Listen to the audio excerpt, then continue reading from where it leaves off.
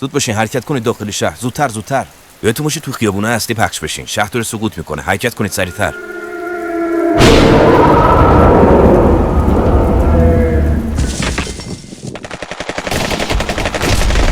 از این پشتیبانی هوایی ما چی شد؟ کلی مردم اینجا گیر کردن. کجا این شما؟ کلا 3-4 نفر بیشتر برامون نموندن. یکم دیگه لفتش بدیم دیگه ما هم نیستیم. دریافت شد. یکم دیگه مقاومت کنید. باهاتون فاصله کمی داریم.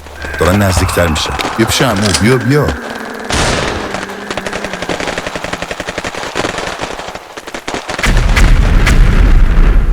چه عجب، میذاش یکم دیرتر میومدی.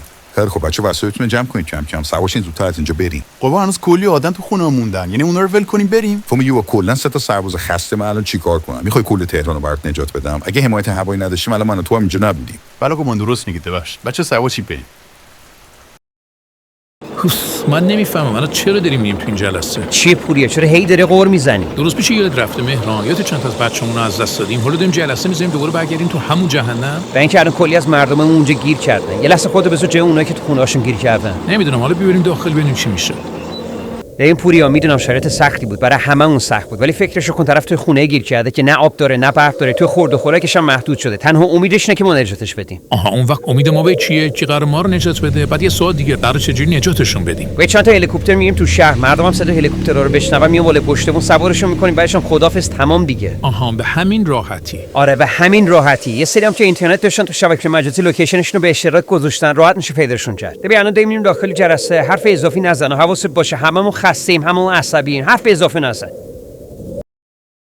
خیلی خوب فرماندان گرامی، خیلی خوش اومدین. میدونم خیلی تایم استراحت نداشتیم، پس من سریع میرم سر اصل مسئله. ببینید در مرحله اولی عملیات ما میریم مثل منطقه گیشا، شهر غرب و مرزران تهران و از اونجا شروع میکنیم. خب ببخشید من سوال داشتم، ما قراره اون موقع شب مردمو پیدا کنیم؟ مثلا اونایی که میرن بالا پشتمون، خب اوکی نور میندازن اون پیداشون میکنیم، تکلیفم روشنه، ولی تکلیف اونایی که توی زیر زمین یا توی خونه گیر کردن چیه؟ سوال خوبی پرسیدی پوریا. ببین یه راهش اینه که اونایی که اینترنت دارن از طریق لوکیشنشو پیدا میکنیم و همون منطقه رو میگردیم.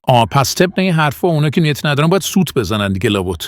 پوری بس کن دیگه، داریم میره رو مخ. اشکالی نداره مهران. ببین من درک میکنم خسته این همتون عصبانیید، ولی ما راه دیگه نداریم. اگه راه بهتری داری بگو. قلبا حتما عملیات باید شب باشه، آخه اینطوری خیلی ریسکی میشه. میدونم سخت داره، اما ما فرصت زیادی نداریم. اگه تو فردا صبح صبر کنیم ممکنه خیلی تو همون صبح زنده نمونن، پس مجبوریم هر چه زودتر عملیاتو اجرا کنیم. خیلی خوب، اگه سوال دیگه نداریم بریم سمت بالگرد آماده شیم.